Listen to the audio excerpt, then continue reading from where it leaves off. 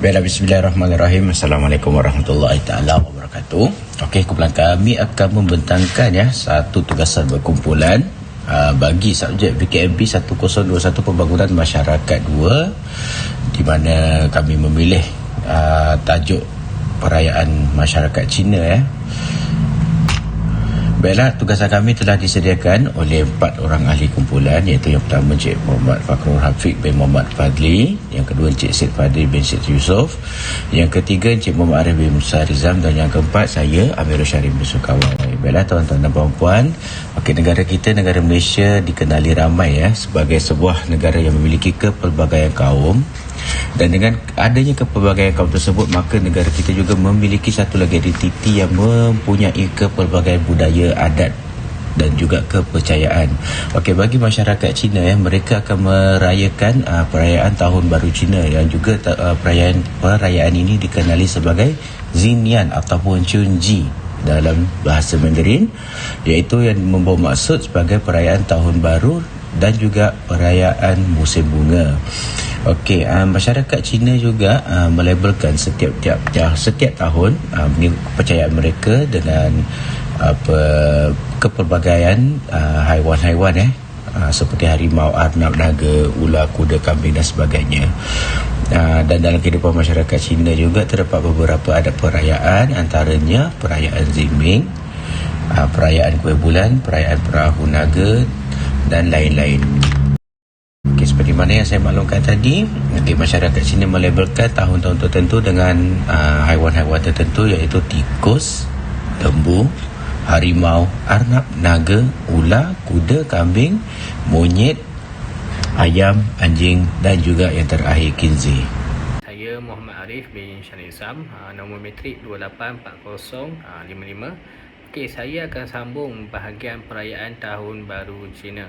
Okey, Tahun Baru Cina merupakan perayaan terpenting bagi orang Cina bagi menyambut Tahun Baru dalam kalender Kamari Cina.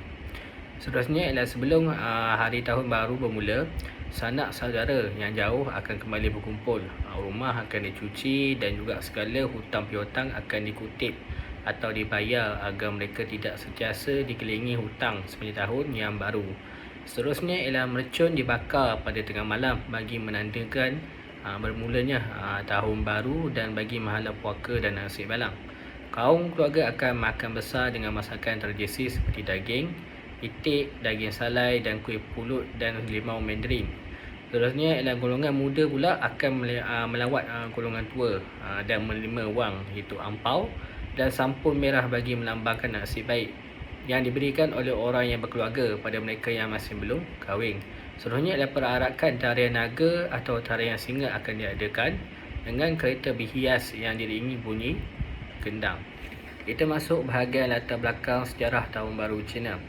Terdapat banyak sejarah mengenai permulaan Tahun Baru Cina. Tetapi salah satu yang diterima oleh para sejarawan ialah permulaan Tahun Baru Cina ni adalah seawal pada dinasti Xia. Sebenarnya sambutan ini juga turut dikenali sebagai festival musim bunga. Festival tersebut diraihkan selama 15 hari sehinggalah hari yang terakhir, iaitu hari yang terakhir diraihkan pula dengan Cap Foh Meng. Menurut legenda kaum Cina, Tahun Baru Cina ni bermula beribu-ribu tahun dahulu, di mana seekor makhluk ganas atau raksasa yang membuat huru-hara di tanah besar Cina pada setiap tahun. Ini membuatkan manusia hidup dalam ketakutan dan juga kesengsaraan. Makhluk atau raksasa ini digelar sebagai Nian, iaitu bermaksud tahun. Mereka berjaya menakutkan makhluk ini dengan melemparkan riban merah ke udara dan meletukkan mercun dan membakar bunga api siang dan malam. Kita masuk kepada sebelum Tahun Baru Cina. Sebelum menyambut Tahun Baru Cina, setiap keluarga akan bersedia dengan mengadakan pembersihan dan gotong royong di rumah mereka. Mereka mempercayai bahawa kotor dan juga sampah yang dibersihkan merupakan nasib buruk yang menimpa pada tahun yang berlalu dan haruslah dihalau untuk menyediakan menyambut hari yang baik ataupun nasib yang baik akan datang pada tahun yang baru. Ada yang juga mengecat rumah mereka dan juga membias dengan potongan kertas yang ditulis pepatah ucapan yang bermaksud kebahagiaan dan kemakmuran. Seterusnya, keluarga-keluarga akan membeli belah di pasaran pada tahun baru tu. Biasanya barang yang akan dibeli adalah seperti makanan, minuman, pakaian, bunga dan barangan hiasan dan sebagainya. Terdapat satu jamuan yang besar dinamakan jamuan pertemuan semula. Pada masa inilah semua ahli-ahli keluarga akan bertemu dan juga berkumpul untuk perayaan ini, dan mestilah berduduk sama untuk menikmati jamuan ini. Biasanya jamuan ini terdapat makanan-makanan yang lazim seperti sayur, ayam, ikan dan sebagainya. Ahli keluarga akan berkumpul dan duduk bersama-sama untuk bercakap, bergurau dan sebagainya. Biasanya mereka akan tidur pada malam yang lewat. Ada yang juga tidur pada tengah malam. Tetapi ramai yang tidak akan tidur sehingga subuh keesokannya harinya. Ini merupakan satu adat yang dipanggil Shao Siu, yang dipercayai anak-anak yang Shao Siu ni akan memanjangkan usia ibu bapanya. Seterusnya adalah mereka akan membakar mercun dan juga mengapi. Zaman dulu mereka membakar batang buluh dan mengeluarkan bunyi letupan yang besar untuk menakutkan atau menghalau raksasa dan hantu. Seterusnya pada zaman ini, penyalaan mercun juga melambangkan sebagai peristiwa yang meriah pada perayaan Tahun Baru Cina. Warahmatullahi wabarakatuh. Saya Muhammad Farah Hafiz bin Muhammad Fadli, nombor matrik 289079. Ingin menerangkan berkenaan dengan pakaian, makanan dan hiasan Tahun Baru Cina. Memakai pakaian yang melebihkan warna merah sering dipakai sepanjang Tahun Baru Cina kerana dipercayai warna merah akan menakutkan roh jahat dan nasib malam. Pemakaian jubah labuh merupakan satu jenis baju tradisional yang biasa dipakai oleh lelaki Cina semasa Tahun Baru Cina. Kebanyakannya masih dihasilkan dari negeri Cina, merupakan fabrik sutera dan brok yang berwarna terang dengan ragam hias benang, emas dan perak. Pakaian tradisional yang terkenal dalam kalangan wanita kaum Cina ialah Cheongsam. Cheongsam diperkenalkan semenjak Revolusi Negara Cina pada tahun 1911 dan membawa maksud baju labuh dalam dialek Kantonis. Pemakanan juga mempunyai adat bagi masyarakat Cina seperti buah limau. Limau mandarin merupakan buah-buahan paling kerap ditemukan semasa perayaan Tahun Baru Cina. Selain itu, fungsi buah limau mandarin bagi masyarakat Cina ialah untuk dipuja di tokong dan daunnya untuk membuang sial. Manakala buah limau mandarin itu pula melambangkan kesejahteraan dan kemewahan. Kuih bakung merupakan kuih yang paling laris dan begitu banyak didapati di semua tempat dan di mana-mana sahaja. Mi pula dihidangkan tanpa dipotong, melambangkan panjang hayat. Namun amalan ini tidak hanya terhad kepada sambutan Tahun Baru sahaja, tetapi menjadi amalan di dalam kehidupan seharian mereka. Menurut kepercayaan kepercayaan mereka, setiap bunga memiliki maksud tertentu. Seperti contohnya bunga plum melambangkan tuah, bunga kumquat pula melambangkan kemakmuran. Hiasan bunga juga merupakan salah satu aspek yang dititik beratkan oleh masyarakat Cina semasa menyambut Tahun Baru Cina. Bunga kekwa pula melambangkan panjang umur, manakala bunga matahari bermaksud tahun yang elok. Masyarakat Cina juga sering meletakkan perhiasan berupa gambar ikan. Ikan melambangkan lebihan atau simpanan tambahan supaya ada lebih untuk hidup pada baki tahun. Selain itu, Pesta Tanglong. Pesta Tanglong atau dikenali sebagai perayaan kuih bulan merupakan perayaan menyambut kemenangan orang Cina menumpaskan penjajah Mongol pada akhir dinasti Yuan 1280 sebelum Masihi, iaitu 1341 Masihi. Pesta Tanglong atau dikenali sebagai Pesta Kuih Bulan merupakan perayaan kedua yang terpenting bagi masyarakat Cina selepas perayaan Tahun Baru Cina. Pesta Tanglong merupakan malam pertama bulan purnama selepas Tahun Baru Cina. Pada malam tersebut, tanglong berwarna-warni yang akan dinyalakan dan mercun akan dibakar untuk memeriahkan lagi sambutan.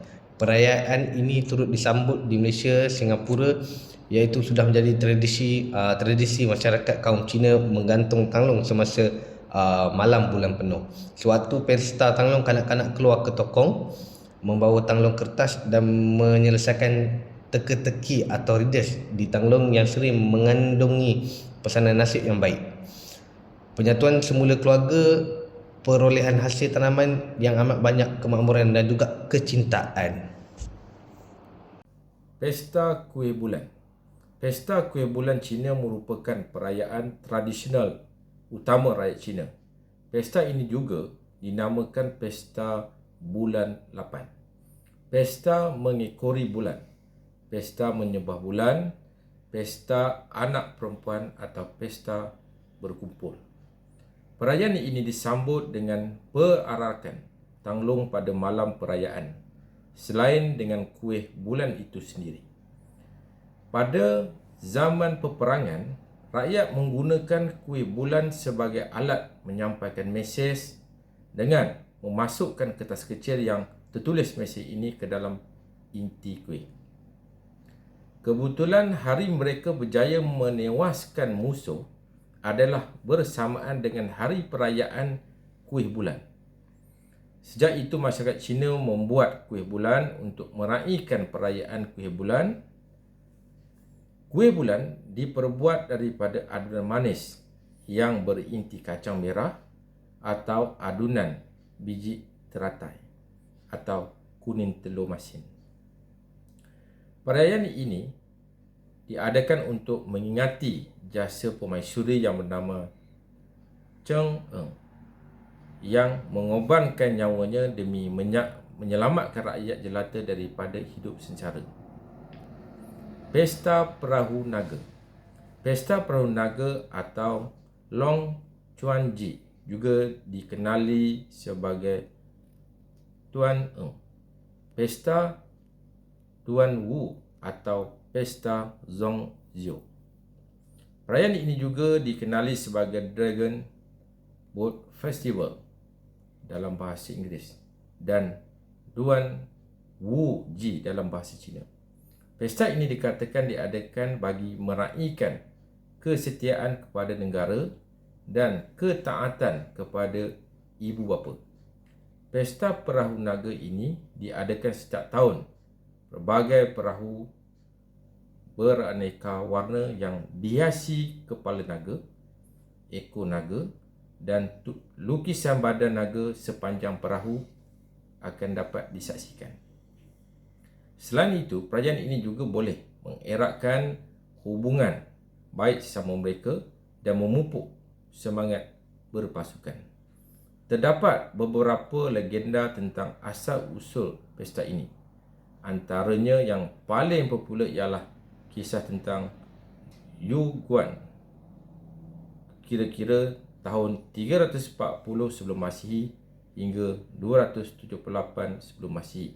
Seorang penyair dan patriot yang terkenal dalam sejarah Cina. Menjamu pulut. Selain menganjurkan menyertai dan menyaksikan perlumbaan perahu naga, komuniti Cina Malaysia menyambut pesta perahu naga dengan membuat dan menjamu zongzi. Tradisi ini memperingati masa ketika orang kampung pada zaman Cina purba melontar berbola nasi ke dalam sungai bagi menenangkan naga dalam makhluk sungai untuk melindungi jasad Menteri Yu Yuan. Zongzi merupakan sejenis makanan yang membalutkan beras pulut dalam bentuk piramid dengan menggunakan daun buluh. Zongzi merupakan sejenis makanan yang membalutkan beras pulut dalam bentuk piramid dengan menggunakan daun buluh. Zongzi telah berkembang daripada sejenis ketupat nasi ringkas yang disaluti daun buluh kepada zongzi yang mengandungi pelbagai jenis inti. Walaupun daun buluh selalunya digunakan sebagai pembalut, daun-daun ini seperti daun jagung, daun pisang dan daun pandan juga boleh digunakan untuk membalut berbola nasi.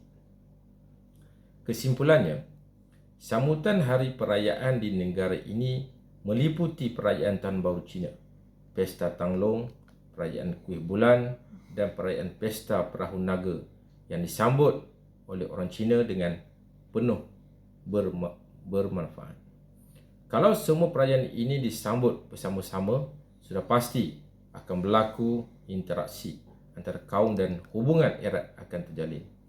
Pada masa yang sama, sambutan ini adalah dijadikan satu perayaan kebangsaan yang dinikmati bersama-sama. Generasi muda akan mendapat banyak manfaat daripada sambutan sebegini.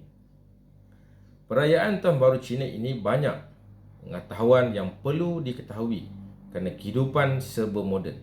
Adat resam masih dikekalkan dan tetap diamalkan sehingga masa kini. Kaum Cina juga menyambut kedatangan tahun baru dengan meriah yang diyakini dapat memberikan lebih kemakmuran dan kekayaan kepada mereka.